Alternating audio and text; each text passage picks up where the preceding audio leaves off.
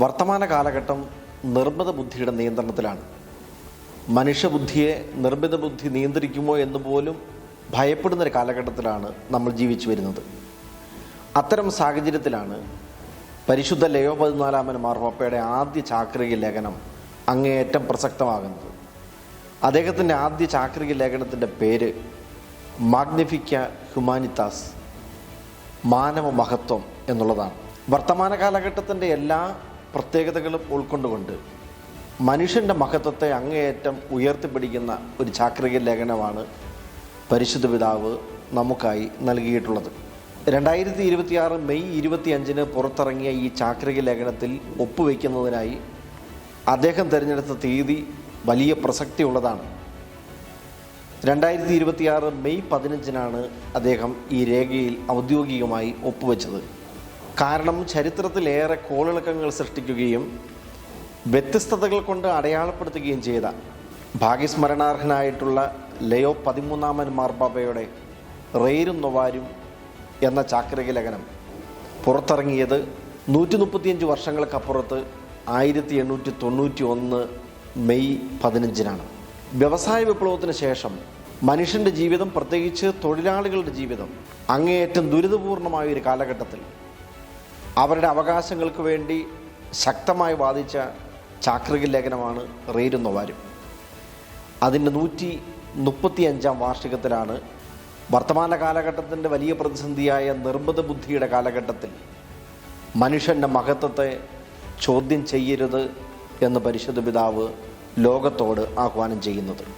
Magnifica ഹ്യൂമാനിത്താസ് എന്ന ഈ ചാക്രിക ലേഖനത്തിന് 5 അധ്യായങ്ങളും 245 ഖണ്ഡികകളും രാമുഖവും ഉപസംഹാരവുമാണ് ഉള്ളത്. മനുഷ്യനൊരു തിരഞ്ഞെടുപ്പിൻ്റെ കാലഘട്ടത്തിലാണ് ജീവിക്കുന്നത് എന്ന് പറഞ്ഞുകൊണ്ടാണ് പരിശുദ്ധ പിതാവ് ഈ ഔദ്യോഗിക രേഖ തുടങ്ങുന്നത് തന്നെ. പഴയ നിയമത്തിൽ 2 സുപ്രധാനമായ സംഭവങ്ങൾ പറഞ്ഞുകൊണ്ടാണ് പരിശുദ്ധ പിതാവ് ഈ രേഖ ആരംഭിക്കുന്നത് തന്നെ. ഉൽപ്പത്തി പുസ്തകത്തിൽ മനുഷ്യൻ്റെ മഹത്വത്തെ ഉയർത്തിപ്പിടിക്കുന്നതിന് വേണ്ടി അവർ നടത്തിയ ബാബേൽ ഗോപുരത്തിൻ്റെ നിർമ്മിതിയും അതിൻ്റെ ഒടുവിൽ സംഭവിച്ചിട്ടുള്ള സമ്പൂർണ്ണ നാശവും, അതോടൊപ്പം തന്നെ ദൈവത്തോട് ചേർന്ന് മനുഷ്യർ കൂട്ടായ്മയിൽ ഐക്യത്തിൽ തകർന്നുപോയ ജെറുസലേമിൻ്റെ കോട്ടകൾ പടുത്തുയർത്തിയതും. പരിശുദ്ധ പിതാവ് ഈ തിരുവചനങ്ങളെ ആധാരമാക്കി നമ്മളോട് പറയുന്നത് വർത്തമാന കാലഘട്ടത്തിൽ മനുഷ്യർ ഈ 2 തിരഞ്ഞെടുപ്പുകളുടെ മധ്യത്തിലാണ്. സ്വന്തം മഹത്വം ഉയർത്തിപ്പിടിക്കാൻ വേണ്ടി നിർമ്മിത ബുദ്ധിയുടെ ഭാഗം ചേർന്നുകൊണ്ട് പ്രവർത്തിക്കുന്ന ഒരു തിരഞ്ഞെടുപ്പും, ദൈവത്തോട് ചേർന്ന് വർത്തമാന കാലഘട്ടത്തിൻ്റെ സാഹചര്യങ്ങളെയും സാധ്യതകളെയും ഒക്കെ ചേർത്ത് നിർത്തി ഒരുമയിൽ സാഹോദര്യത്തിൽ ഒരു നവസമൂഹത്തെ പടുത്തുയർത്താൻ വേണ്ടിയിട്ടുള്ള തിരഞ്ഞെടുപ്പും. മനുഷ്യൻ്റെ മഹത്വത്തെക്കുറിച്ചാണ് ഈ ചാക്രിക ലേഖനം ആദ്യന്തം സംസാരിക്കുന്നത്.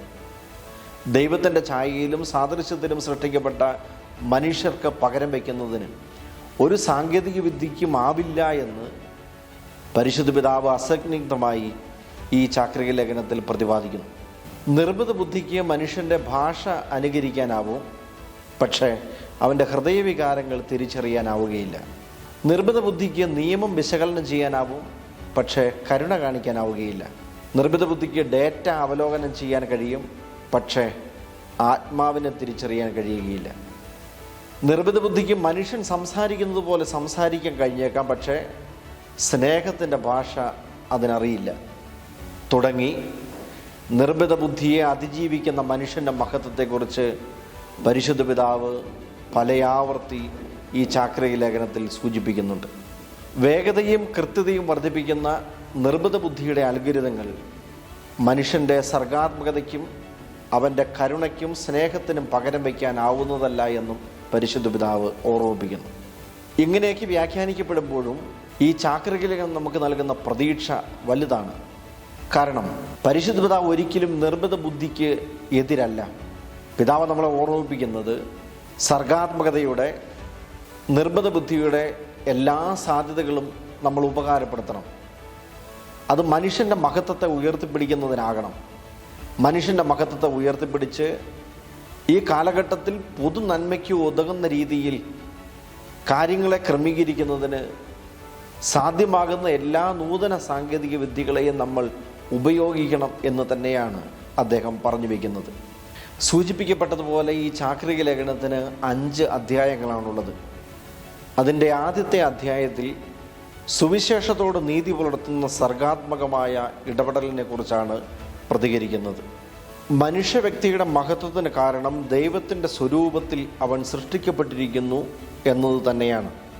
അതുകൊണ്ട് ദൈവം എല്ലാ സൃഷ്ടികൾക്കും ഉപരിയായി പ്രത്യേക കരുതലും പരിഗണനയും നൽകി സൃഷ്ടിച്ച സൃഷ്ടിയുടെ മകുടമായ മനുഷ്യനെ അതിൻ്റെ എല്ലാ അർത്ഥത്തിലും മഹത്വപൂർണമായി കാണാൻ നമുക്ക് കഴിയേണ്ടതുണ്ട്.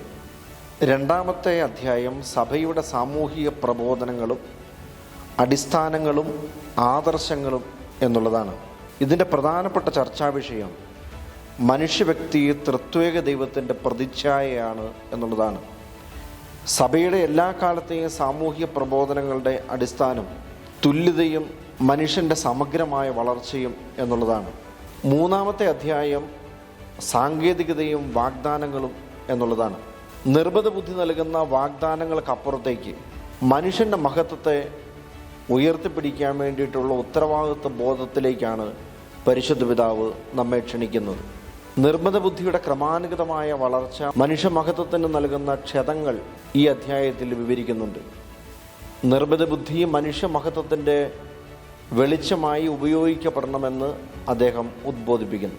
നാലാമത്തെ അധ്യായത്തിൽ പരിവർത്തനങ്ങൾ അഥവാ മാറ്റം മനുഷ്യനെ എങ്ങനെ സംരക്ഷിക്കാം എന്നുള്ളതാണ്. സത്യവും തൊഴിലും സ്വാതന്ത്ര്യവും ജനാധിപത്യവുമെല്ലാം ഈ അധ്യായത്തിൽ ചർച്ചാ വിഷയമാകുന്നുണ്ട്. അഞ്ചാമത്തെ അധ്യായം അധികാര സംസ്കാരവും സ്നേഹ സംസ്കാരവും എന്നുള്ളതാണ്.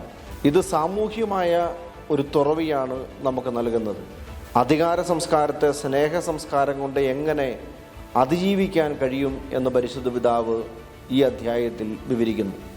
യുദ്ധങ്ങളെ ലഘൂകരിക്കുന്നതും ആയുധങ്ങളുടെ വികാസത്തിന് വേണ്ടി കൃത്രിമ ബുദ്ധിയെ ഉപയോഗിക്കുന്നതും വലിയ തെറ്റാണ് എന്ന് പൊതുസമൂഹത്തോട് പരിശുദ്ധ പിതാവ് പറയുന്നുണ്ട്. പരിശുദ്ധ അമ്മയുടെ പ്രത്യാശാഗീതത്തിൻ്റെ വിവരണത്തോടു കൂടിയാണ് ഈ ചാക്രിക ലേഖനം അവസാനിക്കുന്നത്. അത് സ്വാതന്ത്ര്യത്തിൻ്റെ സംഗീതമാണ് എന്ന് പരിശുദ്ധ പിതാവ് നമ്മെ ഓർമ്മിപ്പിക്കുന്നു. മനുഷ്യമഹത്വത്തെ ഉയർത്തിപ്പിടിക്കുന്നതിന് വേണ്ടി പരിശുദ്ധ പിതാവ് പുറപ്പെടുവിച്ചിട്ടുള്ള ഈ ചാക്രിക ലേഖനം ആധുനിക റേരും നൊവാരും ആണ് എന്ന് പണ്ഡിതന്മാർ വിശേഷിപ്പിക്കുന്നുണ്ട്. കാരണം 135 വർഷങ്ങൾക്കപ്പുറത്ത് പരിശുദ്ധ പിതാവിൻ്റെ മുൻഗാമിയായിരുന്ന ലയോ 13 മാർപ്പാപ്പ എന്തുദ്ദേശത്തോടു കൂടിയായിരുന്നു റേരും നൊവാരും പുറപ്പെടുവിച്ചത്, അതേ ലക്ഷ്യത്തോടു കൂടി തന്നെയാണ് വർത്തമാന കാലഘട്ടത്തിൽ മനുഷ്യൻ്റെ മഹത്വത്തെ ഉയർത്തിപ്പിടിക്കുന്നതിന് വേണ്ടി നിർബന്ധ ബുദ്ധിയുടെ വലിയ വിപ്ലവം നടക്കുന്ന ഈ കാലഘട്ടത്തിൽ ഈ ചാക്രിക ലേഖനം പുറത്തിറങ്ങുന്നത്.